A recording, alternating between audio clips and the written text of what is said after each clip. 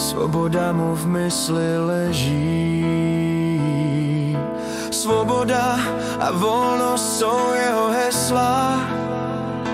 Zazněl výstřel, šíje mu k zemi klesla. Jeho snaha znovu postavit se a jít. Jeho snaha znovu postavit se a žít je obrovská.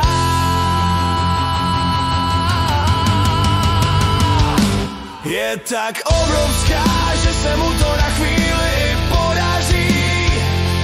Zápětí se však znovu do bezradnosti ponoří.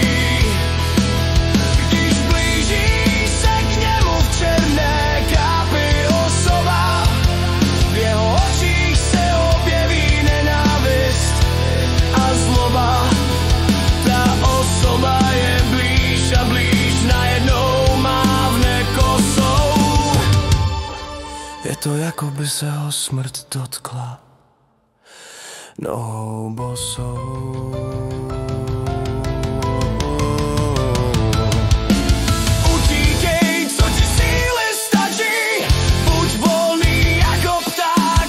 Vůle tvá ti cestu značí, ať splní se vše, co si budeš přát. Utíkej, co ti síly stačí, buď volný jako pták. Vůle tvá ti cestu značí, musíš se s životem prát.